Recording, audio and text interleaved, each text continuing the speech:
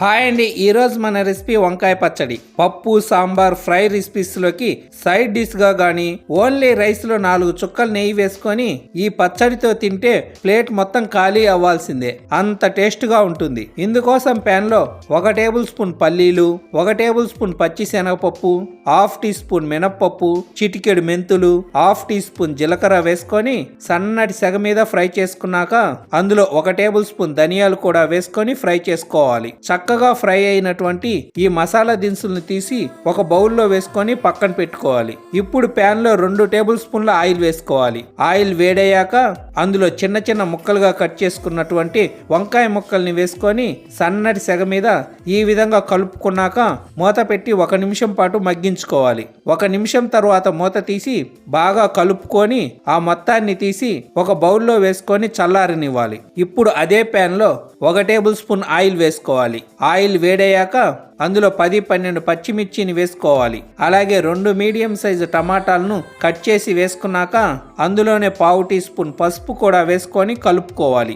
ఈ విధంగా 1/2 నిమిషం పాటు కలుపుకున్నాక అందులో 4 వెల్లుల్లి రెమ్మలు, చిన్న నిమ్మకాయ సైజు అంత చింతపండు కూడా వేసుకొని కలుపుకున్నాక మూత పెట్టి మగ్గించుకోవాలి. టమాటాలను మగ్గించుకునేటప్పుడు మధ్య మధ్యలో మూత తీసి కలుపుకుంటూ ఉండాలి. ఇప్పుడు మూత తీసి ఒకసారి అంతా బాగా కలుపుకొని స్టవ్ ఆఫ్ చేసుకోవాలి. ఇప్పుడు ముందుగా ఫ్రై చేసుకున్నటువంటి మసాలా దినుసుల్ని మిక్సీ జార్లో వేసుకొని ఫైన్ గా గ్రైండ్ చేసుకోవాలి. గ్రైండ్ చేసుకున్న ఆ పౌడర్ లో మగ్గించుకున్నటువంటి టమాటా, పచ్చిమిర్చిని కూడా వేసుకొని కోర్స్ గా గ్రైండ్ చేసుకోవాలి. అందులోనే ఫ్రై చేసుకున్నటువంటి వంకాయ ముక్కల్ని అలాగే రుచికి తగినంత సాల్ట్ కూడా వేసుకొని కోర్స్ గా గ్రైండ్ చేసుకోవాలి. ఈ విధంగా ఫ్రై చేసుకున్నటువంటి ఈ పచ్చడిని పక్కన పెట్టుకోవాలి. ఇప్పుడు ప్యాన్ లో 2 టేబుల్ స్పూన్ల ఆయిల్ వేసుకోవాలి. ఆయిల్ వేడయ్యాక అందులో 1 టేబుల్ స్పూన్ పచ్చి శనగపప్పు, 1 టేబుల్ స్పూన్ మినప్పప్పు, 1/2 టీ స్పూన్ ఆవాలు, 1/2 టీ స్పూన్ జీలకర్ర వేసుకొని కలుపుకున్నాక అందులో 2 ఎండుమిర్చి ముక్కలు, 2 మీడియం సైజ్ ఆనియన్స్ ను కట్ చేసి వేసుకొని కలుపుకుంటూ ఫ్రై చేసుకోవాలి.